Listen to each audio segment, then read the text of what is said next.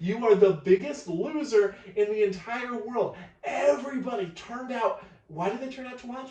They turned out to watch you lose. And now you got that stink of defeat in front of everybody. Everybody watched you lose. Guess what? My close people, they watched me win. So, David has these cards right here. I'm going to explain. I'll explain to the people. While you explain, I can use the bathroom. Okay. Well, I will take those cards off your hand then, and I'll shuffle them. Keep shuffling. Up. So basically, what we've got here is cards that go to a game called Would You Rather, Would Ya? And so basically, it's a Would You Rather style game. However, we are not choosing which side we actually would prefer. I am going to take whichever answer is on my side of the card.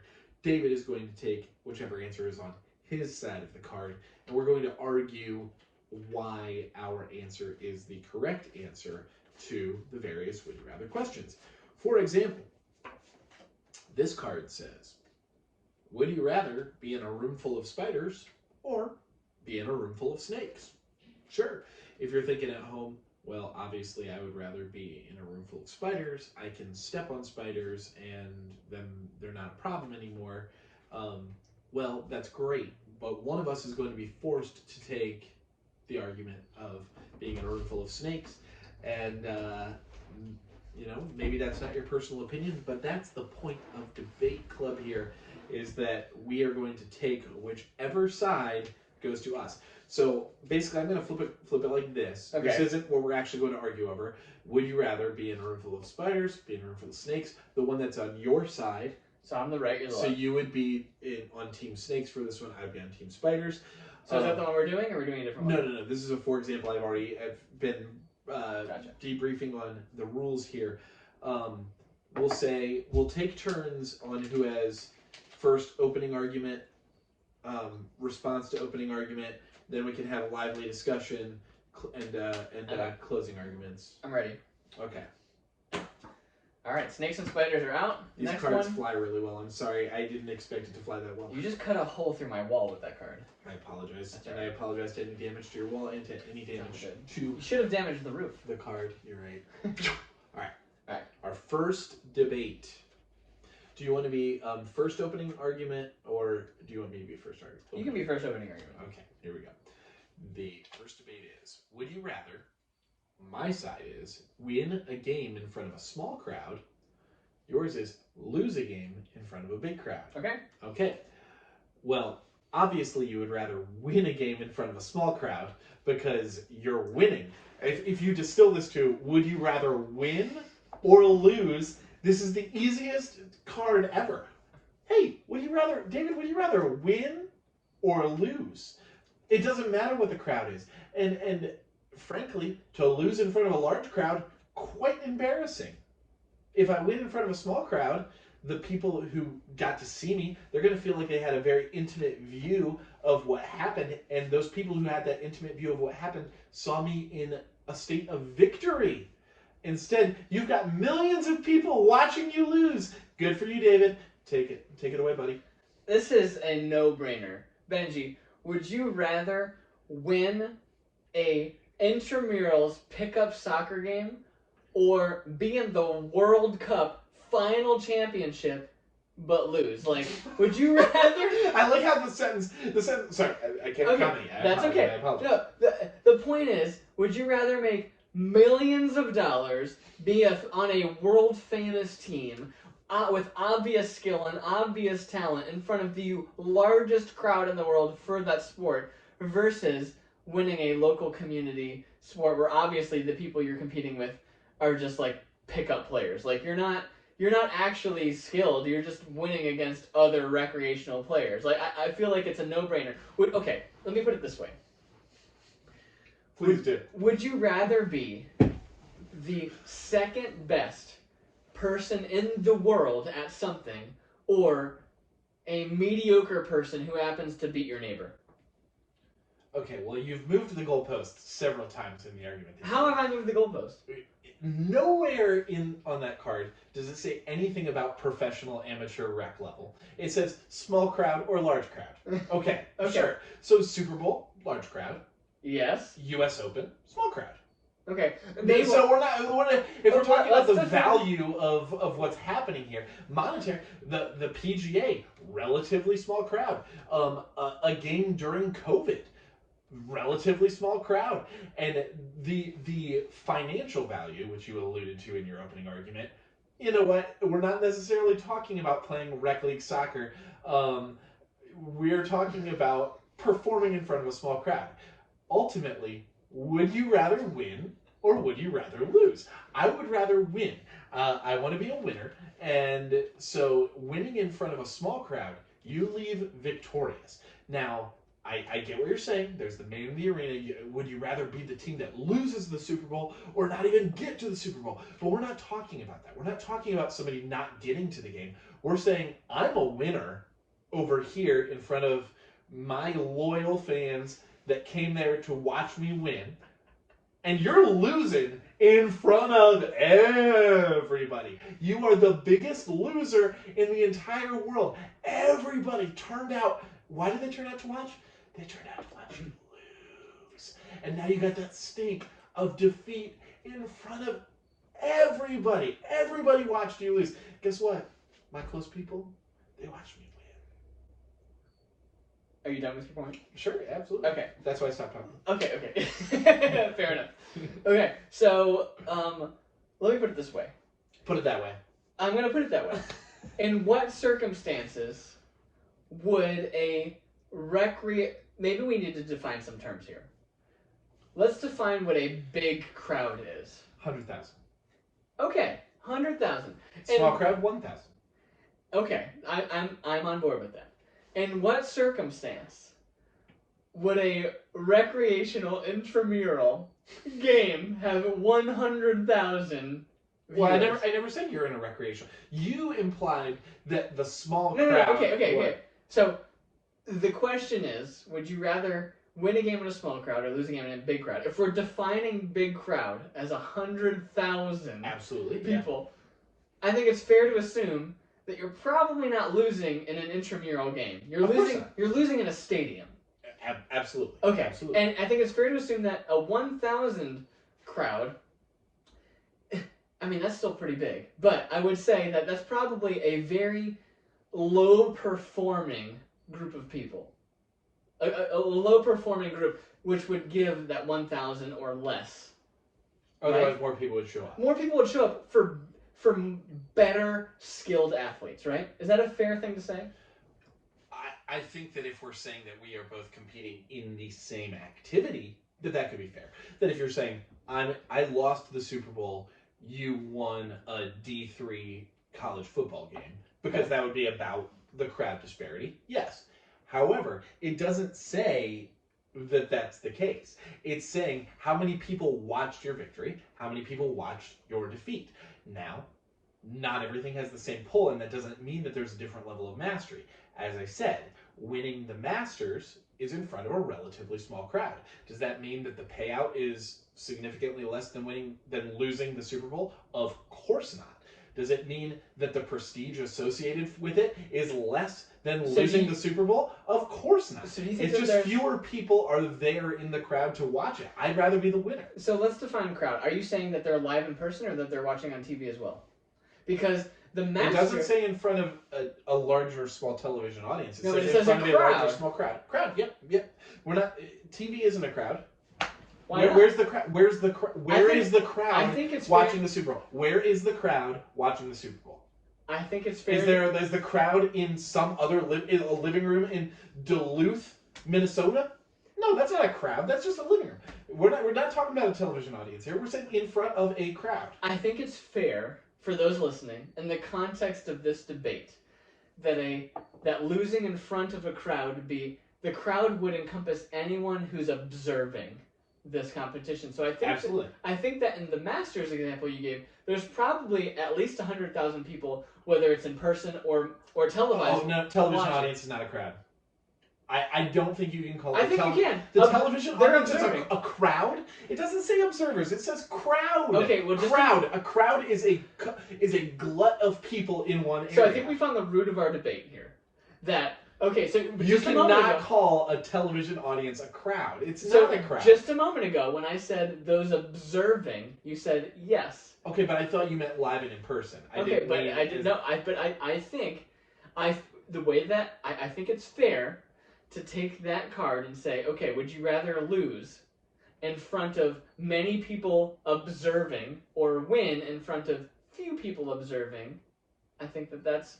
I push back against that premise. Okay. I don't think that that's what the card says. It's it's not literally what the card says, but I think it's what it means. I think that for the sake of the argument, we could totally ignore the concept of people possibly viewing through telecommunications and say, would you rather have 100,000 people witness you losing or 1,000 people witness you winning? And say, okay, if we cut it at that, which would it be? And perhaps whether it's televised or not. And certainly the likelihood of it being televised would be higher if you're in a large group. I can concede that point to you, and that the stakes are probably pretty high. However, ultimately, you are losing in front of 100,000 people.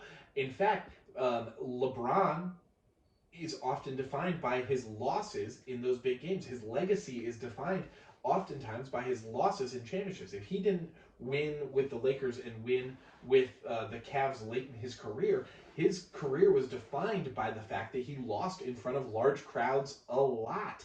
Tiger Woods won in front of small crowds Can I just pause for a moment? Are you saying... Would I rather be Tiger Woods or LeBron? No. Are you saying that LeBron's legacy was hurt by him losing in front of Absolutely. To the point Absolutely. where... Are you saying that it was hurt to the point that... That's the one argument in the LeBron MJ argument. If LeBron had won more championships, his argument for being the greatest of all time would be much higher, would be much better. That's what I was just going to ask. Okay. So I'd rather not be the loser. Right. But if you are... I think it's fair. I think it's a very fair assumption to make that if you're losing in front of a lot of eyeballs, like Jared Goff, that you have worked harder, that you are more skilled, and that you are more deserving of that large crowd. No! Yes, why not? Because there is a punter on a team that lost in the Super Bowl, and for every one of those, there is a person putting on a green jacket that sunk 1,000 putts every day of their life. Now you're comparing different sports. Sure. Okay, so small crowd sports and big crowd sports. So okay. Well, let's have. There's two different conversations. Oh no, that was loud. I'm gonna restate what I said. All right. So I think there's really two avenues this debate can go. One avenue is within the same sport, and one avenue is it doesn't matter of the sport. So let's first go the route of it's the same sport. I think if you're assuming the sport is the same, it's fair to say that the larger the crowd, the more talented you are. Okay, but that's not the point you're making. The point you're making is that's not what the card says. The card says large crowd, big crowd, sport. Win a game, lose a game. Okay, so I think in the arena of same sport, we can agree that the larger the crowd, the more skilled you probably are. And that it's probably better to be on or the more popular your team. Yeah, and you're probably getting paid more because you're doing better overall. Sure. Okay, so let's remove that argument. Now let's say, okay, it doesn't matter the sport. You are, whether it's golf, football, basketball, it's better to win. It's better to be the best at something, regardless of the crowd, than to lose at something. That's the argument you're making. That's one of the arguments that I've made, yes. I think that's probably one of the stronger ones. That's probably the strongest argument that you've made. Okay. I think, in fairness, it depends on what your goal is. If your goal is to be the best at something, if your argument is it's better to be the best at the least exciting thing in the world, but win. But then to lose at the most exciting thing in the world, then I think that's tough for me to push back against. Like, okay, if your goal is to be the best at something, yeah, it doesn't matter the size of your crowd. You want to win. Yes. But I still think that it is, if your goal is to be more known, more famous, get more sponsors, right? To get more recognized, to have more opportunity for all these other things in life, it's better to have that many more eyes on you and showcase how good you are as an individual. In defeat? Yeah. What if you get blown out? Okay, which reminds me of funny Jerry Seinfeld joke of the Olympic. First guy, second guy. Yeah. It's funny how a half a second is the difference between being the most famous person in the world and no one knows who you are. Exactly right.